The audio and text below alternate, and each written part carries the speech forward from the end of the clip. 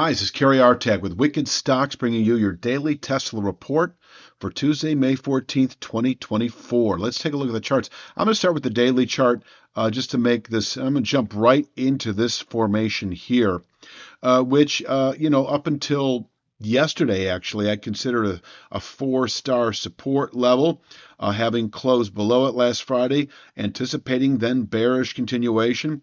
Now we're back above it. When it starts getting sloppy like this, and I consider this kind of an indecisive state. I mean, the market is saying something. It's saying that not interested in 2 to 3 weeks, bearish continuation, not interested from last Friday in 2 to 3 weeks or 2 to 3 months, bullish continuation. And so it is still there. It is still a very tradable level, but I've reduced it to a session containment level only.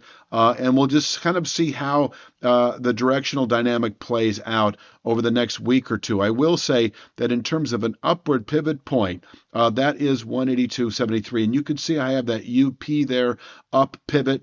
182.73 is a directional indicator if settled above.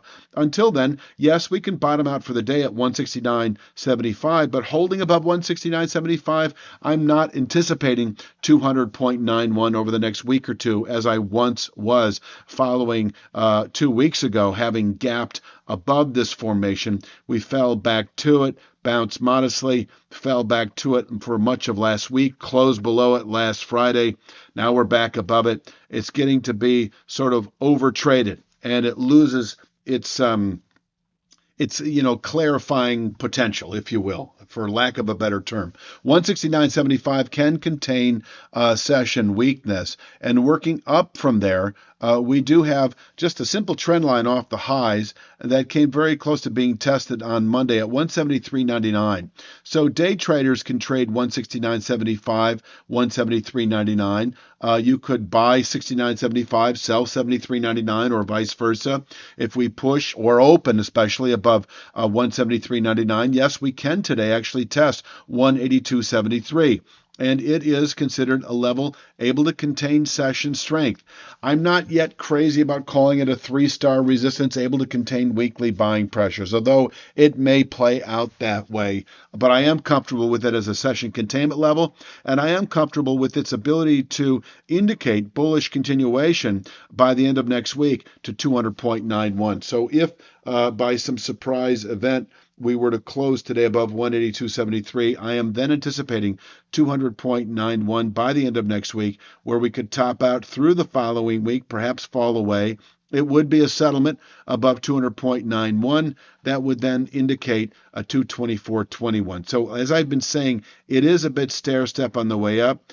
Closing above 182.73 is our next sign of strength. Follow through buying within a full week of activity to 200.91. Until then, there is this sort of meandering, directionless quality. Yes, if we happen to close back below 169.75, I think we have a good high for the week. And we should then, this could be within 2 to 3 days, 3 to 5 days, fall to 157.92. So it is this 2-week channel bottom now at 159.72 that I consider to be our downward pivot through the rest of May. You know, if you enjoy trading Tesla, it's essential to explore opportunities with the SPY and Triple Q. Widely recognized as top choices for both day and swing trading, these market giants offer significant advantages. Their higher trading volumes ensure tighter bid-ask spreads, optimizing your buying and selling experiences. Plus, as broad market indexes, they're less susceptible to sudden market shifts, making it easier to navigate ongoing trends. At Wicked Stocks, we deliver daily analysis in both the SPY and Triple Q, mirroring the same level of detail seen here on Tesla. Our downloadable daily newsletter provides actionable insights and helps you identify the most important price support levels. Visit wickedstocks.com and take advantage of our 5-day free trial to experience the impact that our SPY and Triple Q analyses can have on your trading journey. So we've got a downward pivot point at 157.92 that, if settled below, would then signal within a week to at the most the upper 130s. And we have an upward pivot point at 182.73 that would, within a week or so, yield 200.91. That is the way I see it right now. And that is what I'm going with. I think that is a valid approach right now to the directional indicators. 169.75, no longer for me a suitable directional indicator over the 2 to 3 to 5 week time frame, but it is still a classic formation. Still can contain daily selling pressures, and above which 173.99 in easy reach, beyond which 182.73 attainable intraday, where we can top out, possibly not only for the day, but into later week. Also, if we close above 182.73, no good reason to be short Tesla if your time horizon is 1 to 2 weeks out, because I would expect 200.91 over the following 1 to 2 weeks.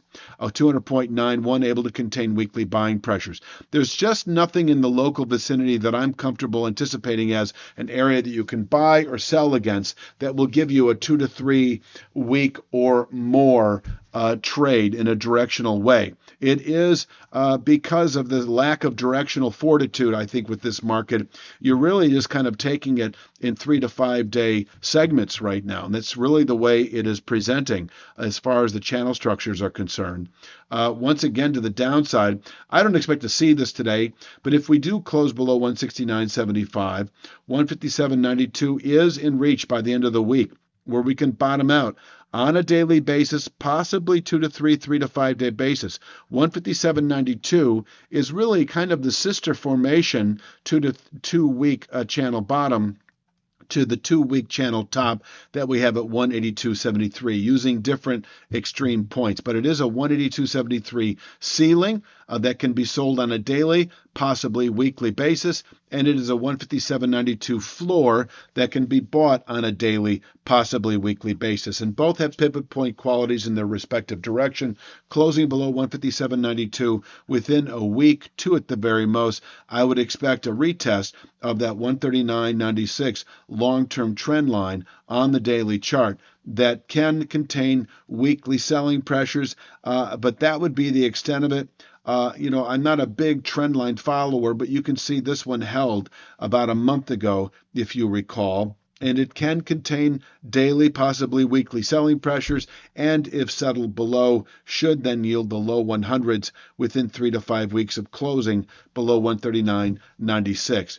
I have mentioned the market's inability to sustain these buy signals that have occurred over the last 2 or 3 weeks, and that is usually an indication of a longer-term bear market.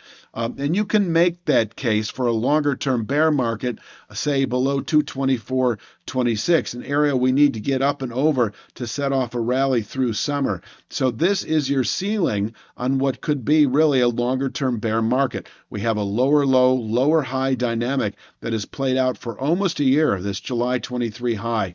And so failure, as we've seen last week with the settlement back below with a 170.69 channel structure, 169.75 actually on the daily chart, is one more sign of that longer-term heaviness. So be careful to buy signals. I'm very comfortable buying this market longer term into later year above 224.26. Until then, I'm taking short sale opportunities all the way up in segments. And these are the segments. Okay?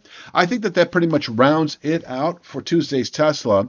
I'll be back tomorrow, of course, with Wednesday's Tesla. Please click like, share, subscribe. Check out wickedstocks.com. I'll be back tomorrow with Wednesday's Tesla report, and you have a great day.